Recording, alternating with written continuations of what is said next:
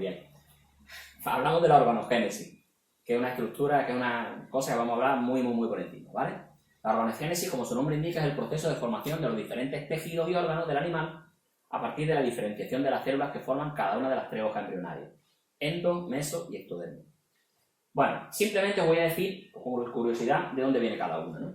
Del ectodermo. Voy a empezar por el ectodermo, aunque tenéis el mesodermo antes, pero a mí me gusta más empezar por fuera, ¿no? Tendríamos el tegumento es la estructura epitelial, la estructura de la piel, ¿vale? Y las estructuras asociadas como plumas, glándulas, si tenemos escama, etcétera, ¿no?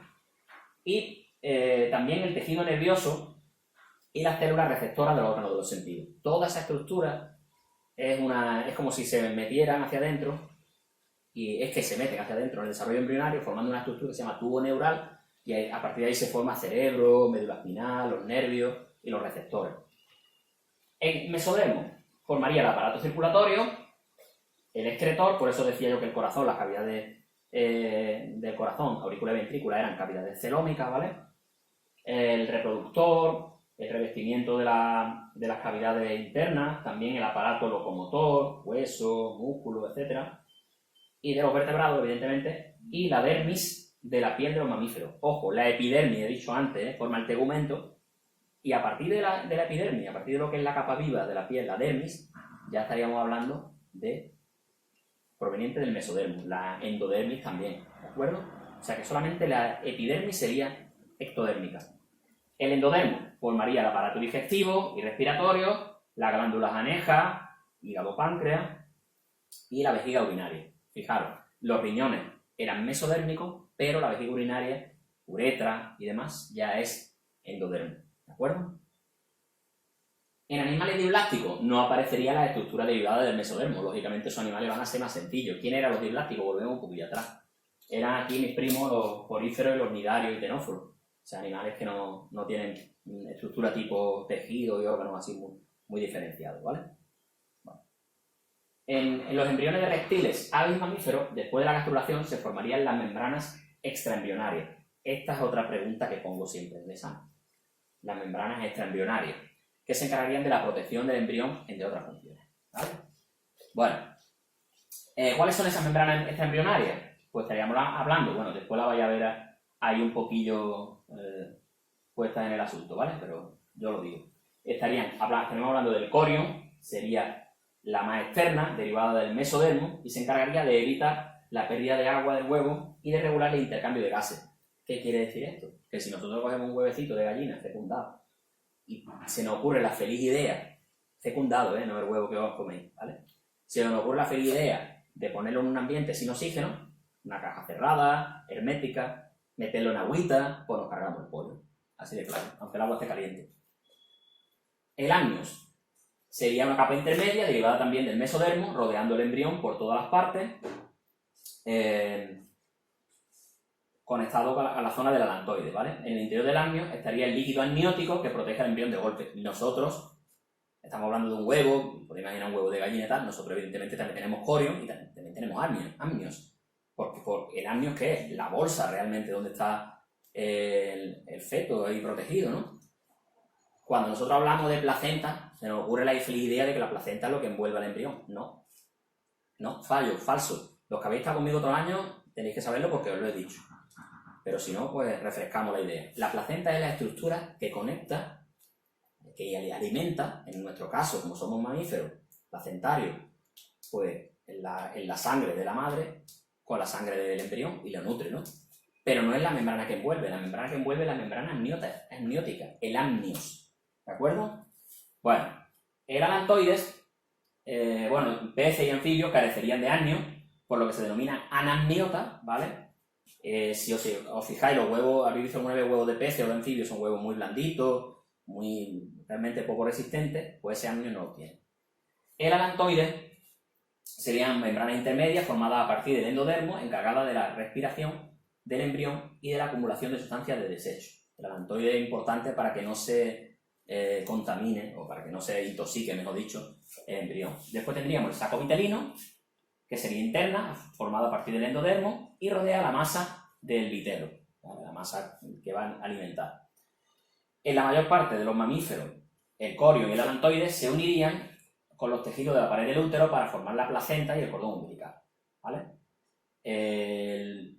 Perdón, he dicho el corion y el alantoide, no el amnio y el alantoide. El amnio sigue siendo lo que envuelve. ¿Qué ocurre? Que evidentemente la placenta sí está también por fuera, pero envuelve parcialmente al embrión. No lo envuelve totalmente como si lo hace el amnio, ¿de acuerdo? Esas serían las membranas extraembrionarias, muy importantes. Ahí veis un poquito cómo pueden ser esas cavidades en un huevo y en nosotros, ¿no? Ahí tendríamos la cáscara, que esa no hemos nombrado. Lógicamente los huevos que tienen cáscara serían los huevos amnióticos, los huevos amniotas, huevos de aves y reptiles. Los huevos gelatinosos de peces y anfibios no tienen esa cáscara. El embrión estaría aquí dentro. Aquí tendríamos el saco vitelino, que hemos dicho que es la más interna. El alantoide un poquito por fuera, que tenemos esa estructura aquí en esta esquinita donde se recoge la suciedad, digamos. El amnios, que rodea por completo al embrión, y el corion, que es exterior, ¿de acuerdo? ¿Cómo estaríamos hablando, en qué estaríamos hablando nosotros? Pues la placenta os diría que está, ¿veis? Está rodeando parcialmente al feto y contiene parte del corion y parte del alantoide, ¿vale? Tendríamos esta estructura que sería el saco amniótico o el amnios con su líquido amniótico interior. Aquí tendríamos su embrión y el cordón umbilical, que como veis conecta perfectamente la placenta con el embrión en desarrollo, ¿de acuerdo? ¿Qué pasa cuando se ha desarrollado el individuo, el embrión, y pues que hay un nacimiento, ¿no? El nacimiento, después de este, debe continuar el desarrollo hasta originar un organismo adulto con capacidad reproductora. Esta fase, o sea, desde que se nace hasta que se llega a la edad reproductora, le llamaríamos desarrollo posembrionario. Y evidentemente aquí los tiempos son muy diferentes según el tipo de animal. Hay dos grandes tipos de desarrollo posembrionario. El que es directo, como en nuestro caso, el individuo nace con forma muy parecida al adulto, lo que pasa es que es más chiquitito. Solo hay que realizar pequeños cambios, grandes cambios, pero sobre todo de tamaño, ¿vale? Y así se alcanza el estado adulto y la madurez sexual. Típica, pues, de insectos primitivos, reptiles, aves y mamíferos. Nosotros en nuestro caso, ¿vale? El indirecto. El individuo nacería como una forma larvaria, una larva, ¿no? Y debería pasar por un proceso de cambio que llamamos metamorfosis, que puede ser más o menos compleja. ¿Para qué? Pues para poder alcanzar ese estado adulto y la madurez sexual, y es típico pues en artrópodos, también en anfibios, por ejemplo, ¿no? Durante el desarrollo embrionario, los animales utilizan los recursos del huevo o los aportados por la madre, en el caso de la placenta, ¿no? Para formar las estructuras necesarias. Cuando estos recursos son insuficientes, el embrión no completa su desarrollo durante la fase de desarrollo embrionario, y lo que hace es nacer y realizar profundas transformaciones posembrionarias para alcanzar el estado adulto. Eso es la metamorfosis, ¿vale? Acordaros, cuando son cambios simplemente de tamaño, pequeños cambios, estaremos hablando de desarrollo directo, y el indirecto, o metamorfosis, cambios muy profundos. Ahí vemos algunos casos.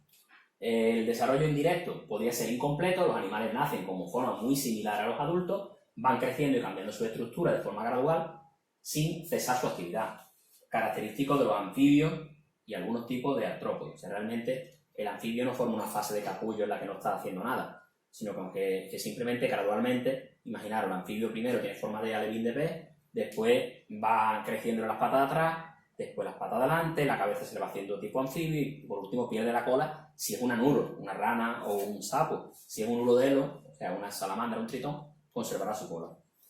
En este caso que vemos aquí, esto sería un saltamonte. Los saltamontes nacen pequeñitos. Claro, entonces diríamos un desarrollo directo. No, porque realmente tienen que experimentar profundos cambios. Un reptil, un artrópodo, en este caso un insecto, para crecer tiene que mudar el exoesqueleto, tiene que hacer un proceso de muda, que es un proceso bastante complejo. Entonces tiene que hacer sucesivas mudas hasta alcanzar el estado adulto. Si tenemos un desarrollo indirecto, puede ser también completo. Los animales pasarían por varias fases muy diferenciadas desde el nacimiento hasta el estado adulto. La primera forma sería la larva, normalmente suele ser una oruga o una cosa alargada, realizaría diferentes fases de muda hasta formar una pupa o crisálida, típico capullo de las mariposas, ¿no? Donde se transformaría en individuo adulto, muy frecuente en insectos, mariposas, polillas, etc. En el caso del desarrollo directo regresivo, esto es bastante curioso porque se llama regresivo porque es como si volvieran atrás en la evolución. El individuo adulto es menos complejo que el individuo larva, o sea, la larva es muchísimo más activa, muchísimo más animal, por decirlo así. La larva es más compleja, como hemos dicho, que el adulto. La larva suele ser móvil, el adulto suele ser fijo al sustrato, y es típico de los urocordados, que son un tipo de... Hemos visto, cuando vimos el grupo de animales, los urocordados son procordados, el botijo de mar, y también en algunos crustáceos parásitos, ¿vale? La forma parásita es una forma fija, sesi, y la forma larva es una larva plánula, una larva que es como un gusanito, ¿vale? El típico de desarrollo indirecto incompleto de anfibios, la metamorfosis. Vamos a ver cómo se produce la metamorfosis en anfibios, que ya la he explicado un poquito antes, ¿no? Durante la fase larvaria, el renacuajo vive en el agua y es herbívoro. Es muy parecido a las larvas o alevines de los peces, ¿vale? Se desplaza con la cola, respira por branquias, muy importante, ese es uno de los cambios más profundos. Sabéis que los anfibios después respiran fuera, respiran por pulmones, ¿no? Y por piel. Bueno, pues en este caso, cuando son larvas, por branquias, ¿no?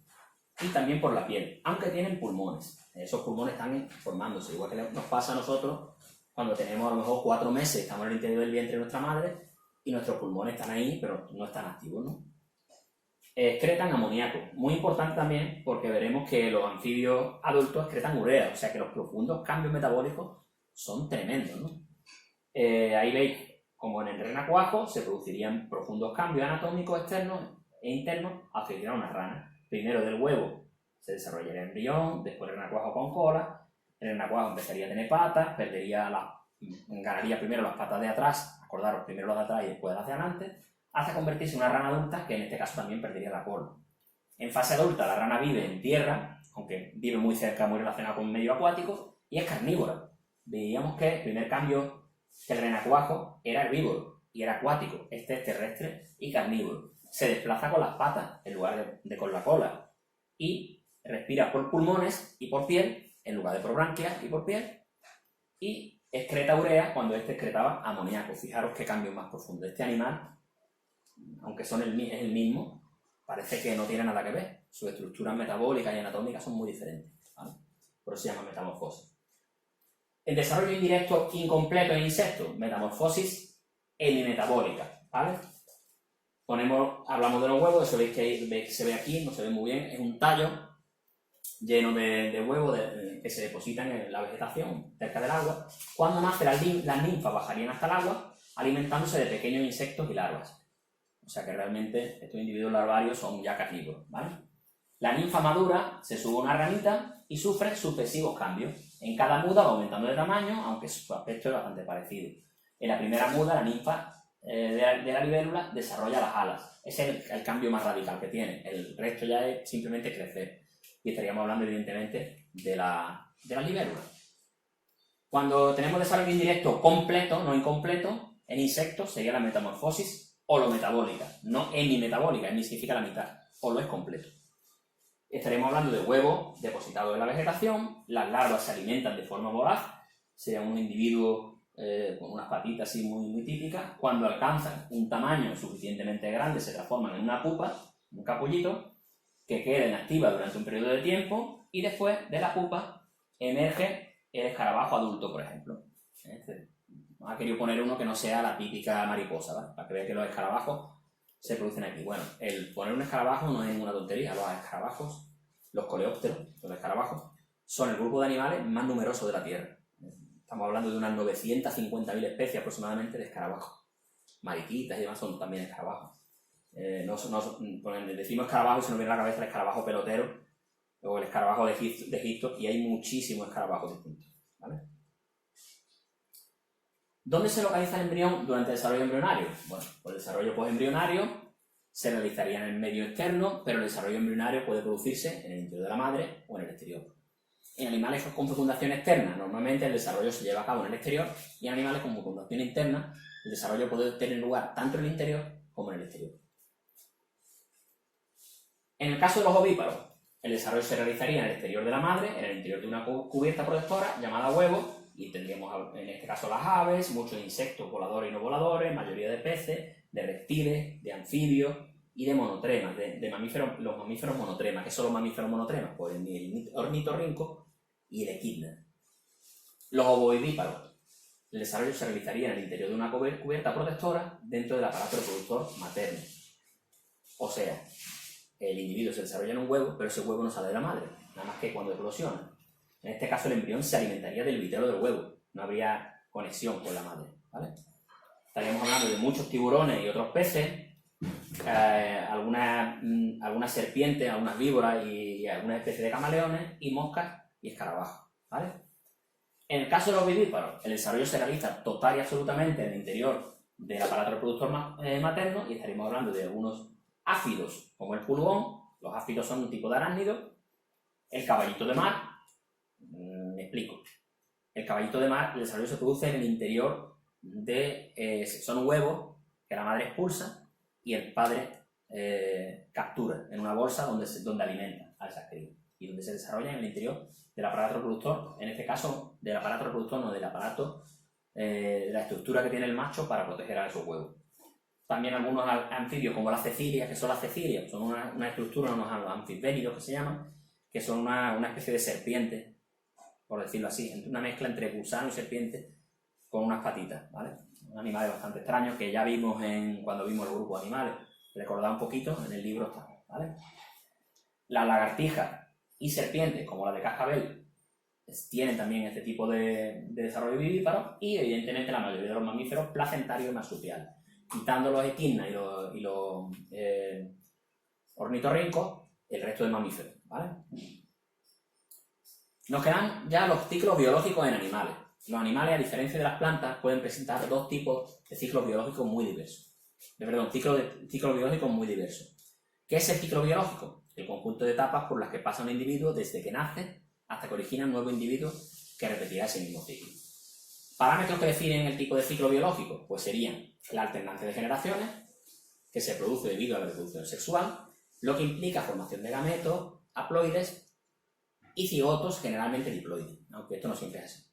Y por último, alternancia del sistema reproductivo. Se produce cuando los organismos presentan fases sexuales y asexuales alternativas. Esos individuos pueden ser iguales, que se llamarían isomorfos, o diferentes, heteromorfos. Hablamos de animales de vida libre. Los animales de vida libre pueden presentar ciclos haplodiplontes, o sea, una fase haploide y otra diploide, o ciclodiplonte, como en nuestro caso, ¿vale? La alternancia heteromorfa de los nidarios les permite adaptarse fácilmente a los ambientes cambiantes cuando las condiciones son favorables. Por ejemplo, hay pólipos en una fase que es pólipo, fijo al sustrato, se reproducen por mecanismos asexuales, de forma rápida y sencilla, y cuando las condiciones cambian y son más adversas, a partir de los pólipos, de esa larva de pólipo, no sale otro pólipo, sino que nacen medusas. Y estas se pueden reproducir de manera sexual, generando plánulas, son unas larvas que pueden desplazarse libremente hasta ambientes más favorables. Y una vez encuentran ese ambiente favorable, se convierten otra vez en pólipos, ¿de acuerdo? Por tanto, es una generación asexual tipo pólipo, que está fija al sustrato, una generación móvil tipo medusa, con larvas móviles también, que generan al final pólipos. Y ahí veis un poquito cuál sería esa reproducción haplodiplonte, que es la típica de la llamada medusa aurelia, ¿vale? Se llama aurelia porque es dorada, ¿no? Bueno, ahí tenéis, podemos empezar en cualquier lado, es un ciclo, ¿no? Podemos empezar, pues, por ejemplo, en la larva plánula, que originará un pólipo diploide, y ese pólipo es asexual, generando una estructura que se llaman estróbilos. Los estróbilos le van saliendo al pólipo con una especie de coronita en la parte superior, y a partir de cada coronita se libera una medusa. Esas medusas jóvenes serían diploides, se convierten evidentemente en medusas masculinas y femeninas, porque hemos dicho que a partir de un individuo asexual nacen los sexuales. Se produce la meiosis para generar gametos masculino y femenino, se produce un cigoto diploide que da lugar a una larva plánula que origina al final un pólipo diploide. O sea, esta sería la fase asexual y a partir de aquí sería la fase sexual. El ciclo diplonte, o el típico nuestro, ¿no? En el que tenemos un individuo adulto que es totalmente diploide, todo es diploide menos los gametos. ¿De acuerdo? En el caso de los gametos, la diferencia entre este y este, que también es un ciclo diplonte, pues es que aquí hay alternancia de generaciones, de generación sexual y asexual, y nosotros simplemente tenemos un solo tipo de generación. Somos todos individuos, estos son nuestros individuos, que son todos sexuales y diploides.